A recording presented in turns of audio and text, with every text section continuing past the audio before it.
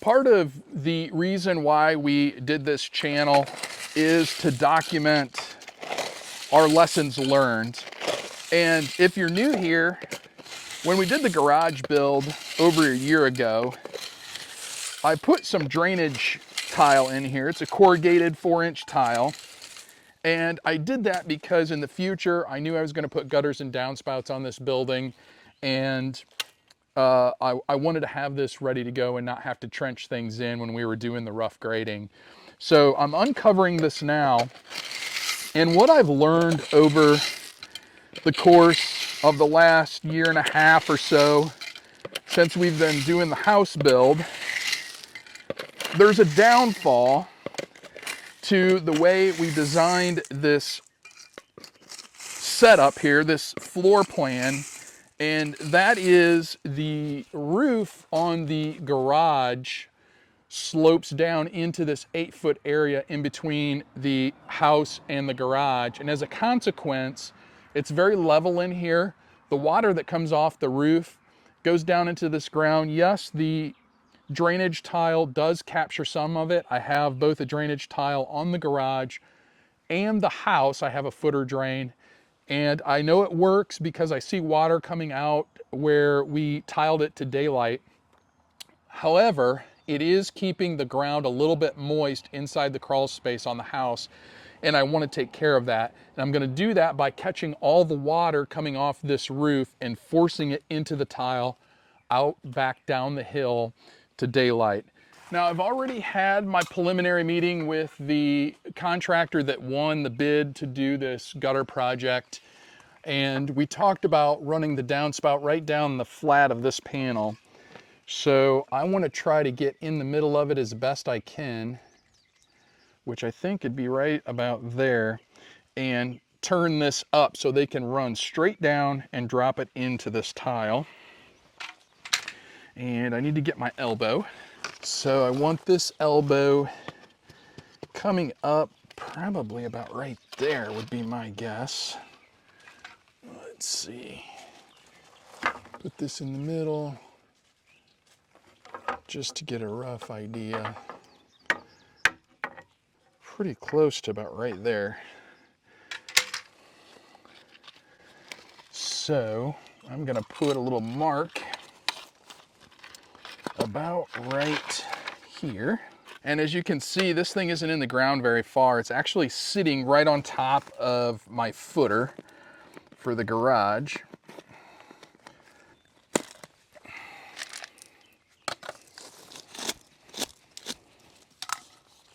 Keep as much dirt out of there as we can, and we're just gonna fit this on there.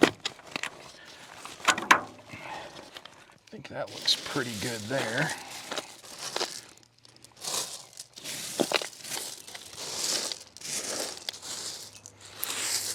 I like that look.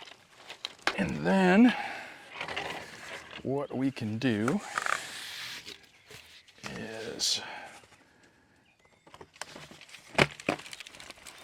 that's gonna go in there like thus.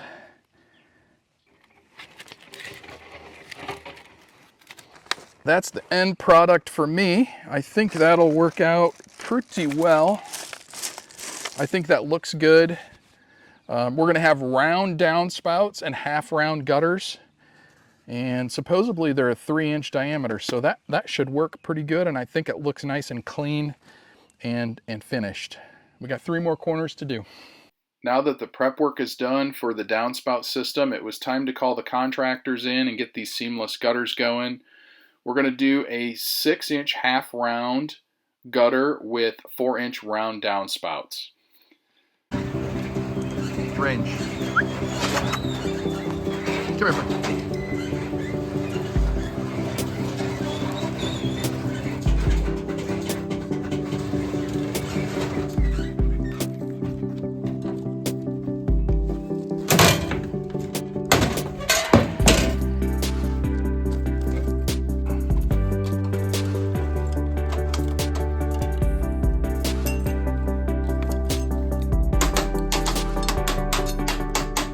You know, come to find out, after we started this whole process of deciding to put gutters on the garage, half round is kind of a specialty item in the gutter world, come to find out. So it was a little bit difficult for us to find someone to do half round. There was very few contractors to pick from. So make sure you do your research in your area if you're going to do half round. I like it. It's kind of like an old school look, and it kind of goes with the craftsman / cabin feel that we're going for on the house and garage. So I think it'll be a nice addition, being functional and being architecturally pleasing to the eye.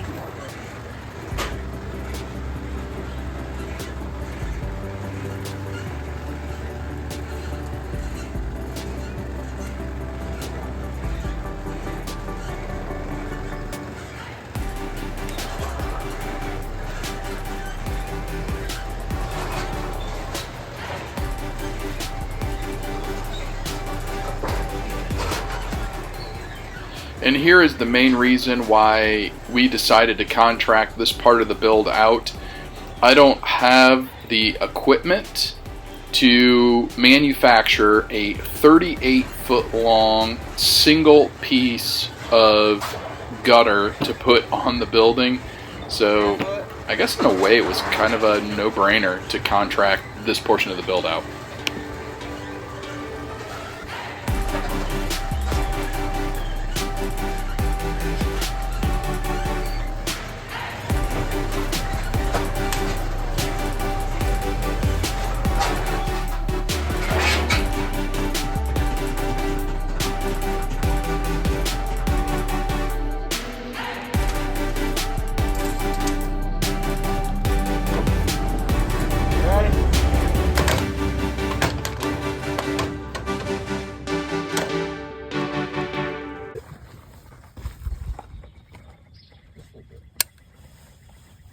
So that would be the only maintenance after so many years, right? You'd probably have to, if you see it dripping, recaulk it. Yep.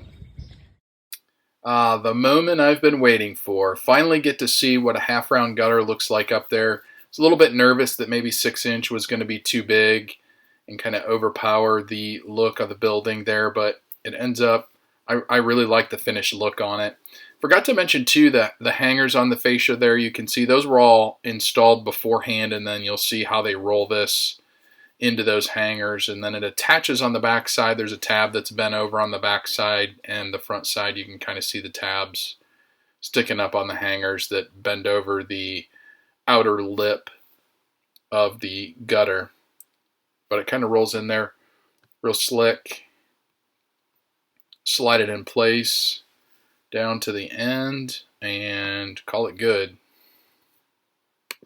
Once it's in place, then all these guys have to do is bend these tabs over to hold the gutter in place on the hangers. The front tab they're bending over, and you don't get to see it, but the back tab, the back side also has a tab that gets bent down to hold that thing in place.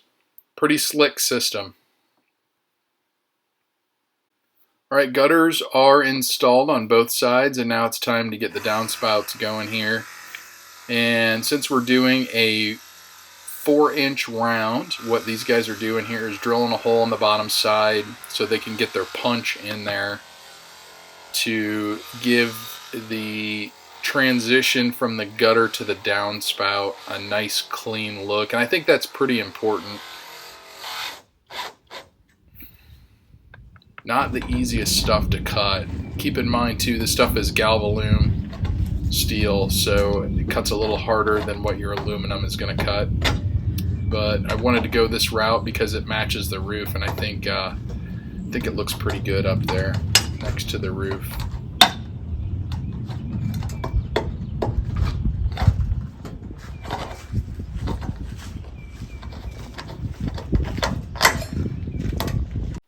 And here's the punch. They torque it down to get a nice clean hole on the bottom side. Now, I don't know if you guys have noticed, but there's a little bit of specialty tools involved in these gutter systems.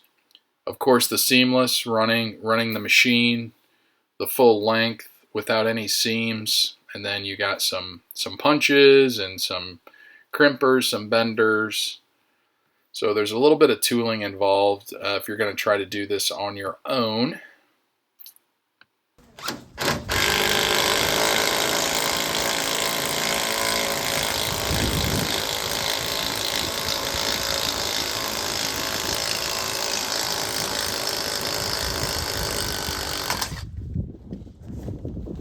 Now that the hole is cut, we're going to transition down into the downspouts with the little connection piece there. And this is why, in my opinion, having that punch is nice and important, because this cut is all visible.